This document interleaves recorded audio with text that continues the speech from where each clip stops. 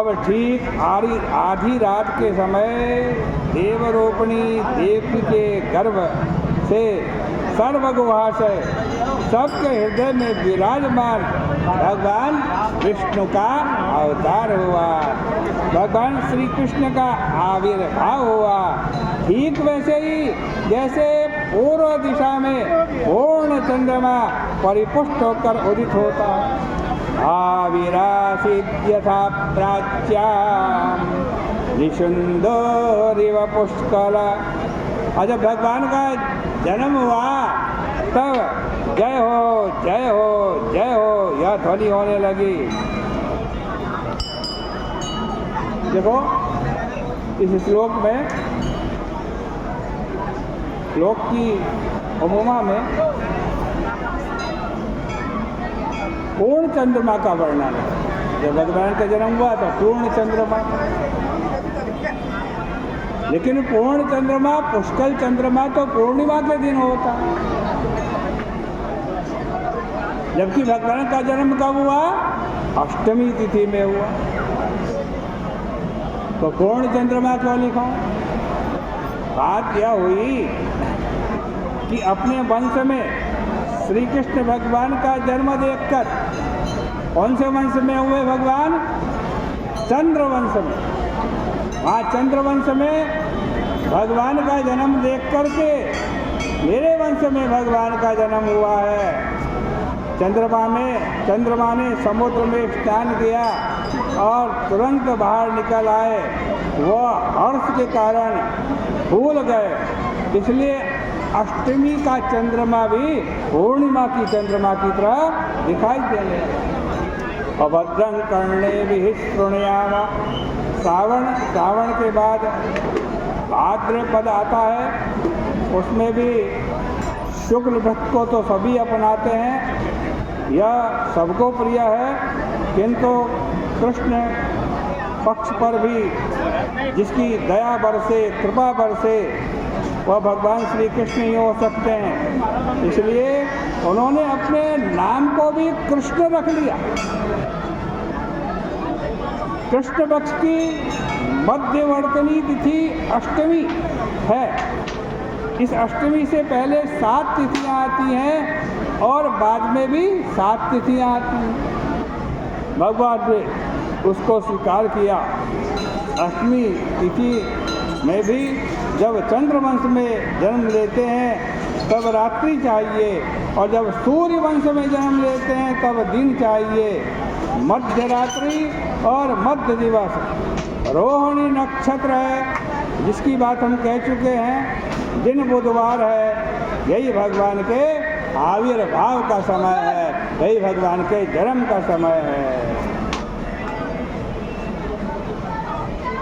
भगवान प्रकट हो गए हैं, भगवान का अवतार हो गया है। बोले कृष्ण कन्हैया लाल की जय। अदृष्टति त्वय्या बुद्ध्या दृश्यते त्वग्रया बुद्ध्या सूक्ष्म्या सूक्ष्मदर्शी भी। मानो एकाग्र और सूक्ष्म बुद्धि देवकी की हो गई, और सत्यम विशुद्धम वसुदेव शब्दितम, शुद्ध अंतःकरण वसुदेव हो गए। वास्तव में एकाग्र एवं सूक्ष्म बुद्धि और पवित्र मन ही परमात्मा को ग्रहण करता है। अब आविर्भूत बालक पर सबसे पहले वसुदेव जी की नज़र पड़ी। उन्होंने देखा कि बालक तो अद्भुत है, जैसे अन्य साधारण बालक होते हैं वैसा ये बालक नहीं है, यह असाधारण बालक है। वसुदेव जी ने समझ लिया कि यह बालक रूप में स्वयं परमात्मा प्रकट हुए हैं। यह दृश्य होकर भी, यह अदृश्य होकर भी आज दृश्य हो रहे हैं, निराकार होकर भी आज साकार हो रहे हैं, निर्गुण होकर भी सगुण हो रहे हैं, सबका बाप होकर भी आज बेटा बन करके आया है। सर्वाधार सर्वव्यापी होकर भी नन्ना मुन्ना बन करके आया है। यह तो आश्चर्य का खजाना है। और गीता जी भी कहती हैं कि आश्चर्यवत पश्यति कश्चिदेरम। श्रुतियों में भी कहा है आश्चर्यो वक्ता कुशलानुशिष्ट। अरे जिसको देखकर लोग आह आह वाह वाह बोलने लगे उसी का नाम आश्चर्य है। जरा भगवान के स्वरूप का आनंद लीजिए। भगवान प्रकट हुए हैं, कैसे लग रहे हैं।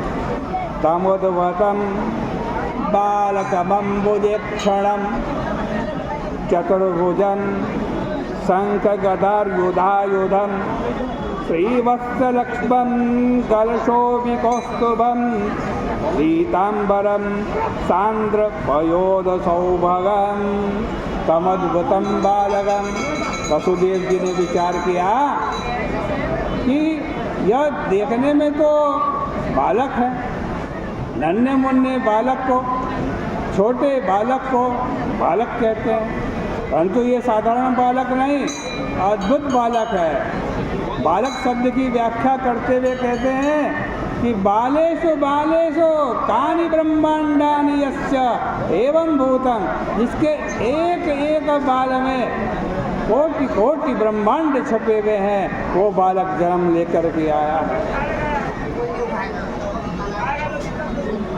बालक को ब्रह्मायस्य, ये वो बालक आया जिसका बालक ब्रह्मा है। अम्बुजे क्षणम, कोई भी बालक पैदा होता है तो उसकी आंख बंद रहती है, खुली नहीं रहती, लेकिन इसके नेत्र खिले हुए कमल के समान। अम्बुजाया इक्षणेयस्य, मानो यह ढूंढ रहा है कि लक्ष्मी जी कहाँ है, लक्ष्मी जी कहाँ है। चतुर्भुजम, चार भुजाएं हैं इनकी। शंख गदार युधायुधम, ये चारों बालक के हाथ में है। शंख है, एक गदा है, चक्र है,